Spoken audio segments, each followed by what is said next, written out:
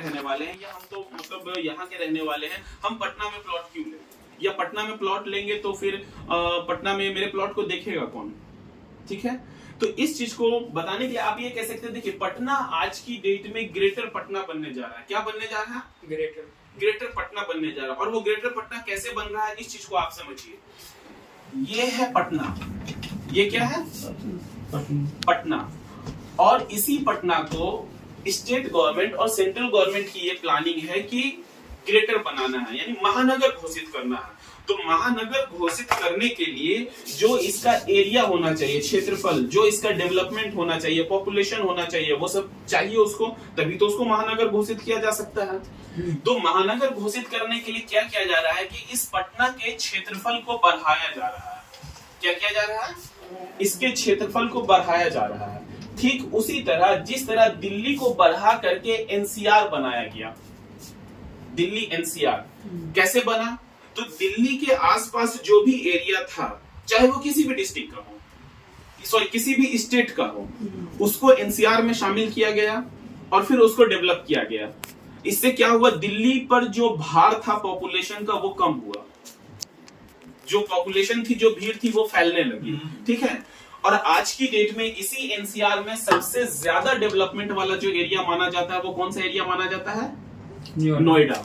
पहले नोएडा था, आज की डेट में ग्रेटर नोएडा हो गया। हालांकि नोएडा पहले भी यूपी का हिस्सा था, आज भी यूपी का हिस्सा है, लेकिन लोग उसको ग्रेटर नोएडा के नाम से जानते हैं। ठीक है, तो इसी तर्ज पर पटना को एससीआर बनाया जा रहा है। क्या बनाया जा रहा है? एससीआर, यानी पटना के 50 किलोमीटर आउटर रेडियस में, 50 किलोमीटर आउटर रेडियस में, बाहरी क्षेत्र में जो भी एरिया आएगा, चाहे वो किसी भी डिस्ट्रिक्ट का हो, उसको ग्रेटर पटना में शामिल किया जाएगा। तो अब पटना में 50 किलोमीटर के आउटर रेडियस में कौन कौन सा एरिया आ रहा है, ये हमको जानना है। तो अगर हम लोग इधर से पटना जाते हैं तो हम लोगों को कौन सा एरिया दिखने को मिलता है? जो 50 किलोमीटर के अंदर है, फतुहा। ठीक है, उसके बाद जैसे मुंगेर शहर के बगल से गंगा नदी बह रही, वैसे पटना शहर के बगल से भी गंगा नदी बह रही। ठीक है, और इस नदी को पार करने के लिए दो ब्रिज है, एक गांधी सेतु और एक दीघा सेतु, जिसको जेपी सेतु भी बोलते हैं। तो जब हम गांधी सेतु से पार करेंगे तो हम कहां पहुंच जाएंगे?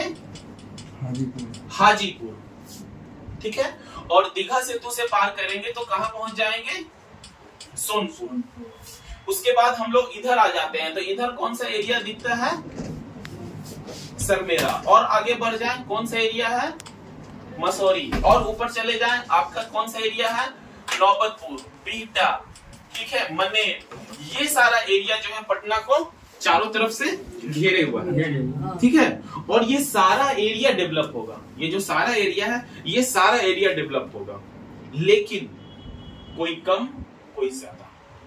क्या ये हो सकता है कि सारा एरिया एक समान डेवलप हो? नहीं ना हो सकता है। कोई कम डेवलप होगा, कोई ज्यादा डेवलप होगा। लेकिन इसमें सबसे ज्यादा डेवलपमेंट वाला कौन सा एरिया है, ये जानना जरूरी है। तो सबसे ज्यादा डेवलपमेंट वाला जो एरिया है आपका ये नौबतपुर, बिहटा, ये सारा एरिया जो है सबसे ज्यादा डेवलपमेंट वाला एरिया है। कारण ऐसा नहीं है कि हमारा प्रोजेक्ट इस एरिया में चल रहा है तो हम इसको कह रहे हैं डेवलप होगा, वो नहीं है। यहाँ पर डेवलपमेंट के क्या क्या स्कोप है, हमको वो जानना जरूरी है। तो डेवलपमेंट का सबसे पहला स्कोप के बिहटा में इंटरनेशनल एयरपोर्ट बन रहा है। आप लोग इस चीज को जान रहे पहले से, ठीक है। बिहटा में इंटरनेशनल एयरपोर्ट बन रहा है। तो अब एयरपोर्ट तो चारों तरफ नहीं बनेगा, वो तो एक ही तरफ बनेगा, और वो बिहटा में बन रहा है। तो एयरपोर्ट को लेकर के ये एरिया जितना डेवलप होगा, क्या बाकी एरिया डेवलप होगा? नहीं। एक कारण ये है। दूसरा कारण ये है कि बिहटा पहले से पटना डिस्ट्रिक्ट का ही हिस्सा है। जैसे हाजीपुर कौन से डिस्ट्रिक्ट में आता है? वैशाली डिस्ट्रिक्ट में। सोनपुर कहाँ आता है? सारण डिस्ट्रिक्ट में। सरमेरा आ जाता है नालंदा डिस्ट्रिक्ट में, ठीक है। फतुहा, मसौरी, बिहटा, नौबतपुर, मनेर ये आता है पटना डिस्ट्रिक्ट में, ठीक है। ये इतना सा हिस्सा जो है ये आ गया पटना डिस्ट्रिक्ट में। तो जब पटना डिस्ट्रिक्ट में है तो बिहटा क्यों डेवलप होगा, फतुहा क्यों नहीं डेवलप होगा? कारण फतुहा डाउन एरिया है, वहां पर पानी आता है। आप लोग कभी बाय रोड बख्तियारपुर 4 लेन से पटना गए हैं? देखते हैं दोनों साइड में पानी जमा रहता है। तो फतुहा जो है वो डाउन एरिया, वहां पर पानी आता है। लेकिन बिहटा जो है, बिहटा ऊंचाई पर है, वहां पर बाढ़ का पानी नहीं आता है। इसलिए फतुहा के मुकाबले बीटा ज्यादा डेवलप होगा। यही वजह है कि बीटा में इंटरनेशनल एयरपोर्ट बन रहा है, बीटा में कई सारे मेडिकल कॉलेज हैं, कई सारे इंजीनियरिंग कॉलेज हैं, फैक्ट्रीज हैं और कई सारी फैक्ट्रीज आ रही है। यानी आने वाले समय में बीटा जो है इंडस्ट्रियल, मेडिकल और एजुकेशनल हब बन जाएगा। जिस तरह से आज की डेट में नोएडा देखा जाए तो एक इंडस्ट्रियल एरिया माना जाता है, हब बन चुका है। वहां पर दिल्ली से ज्यादा डेवलपमेंट आज की डेट में नोएडा में देखने को मिल रहा है। आज लोग रोजगार के लिए दिल्ली न जाकर के नोएडा जा रहे हैं। तो इसी तरह आने वाले समय में बीटा क्या है, इंडस्ट्रियल, मेडिकल और एजुकेशनल हब बन जाएगा। यही वजह है कि यहाँ पर हमारी कंपनी जो है टाउनशिप के प्रोजेक्ट को लेकर फोकस कर रही है, क्योंकि लोग इन्वेस्टमेंट कहाँ करेंगे, जहां पर डेवलपमेंट हो, जहां पर उनके पैसे का ग्रोथ हो, ठीक है ना। तो इस एरिया में ग्रोथ बहुत ज्यादा है, इस एरिया में ग्रोथ बहुत ज्यादा है और आज की डेट में जमीन भी वहां पर पर्याप्त मात्रा में अवेलेबल है। इसलिए हमारी कंपनी वहां पर 1, 2 नहीं 6 प्रोजेक्ट चला रही है, जिसमें हमारे 3 प्रोजेक्ट कंप्लीटली सोल्ड है, 3 प्रोजेक्ट है जिस पर हम बिजनेस कर सकते हैं। क्लियर? अगर किसी को कुछ पूछना है तो आप हमसे पूछ सकते हैं।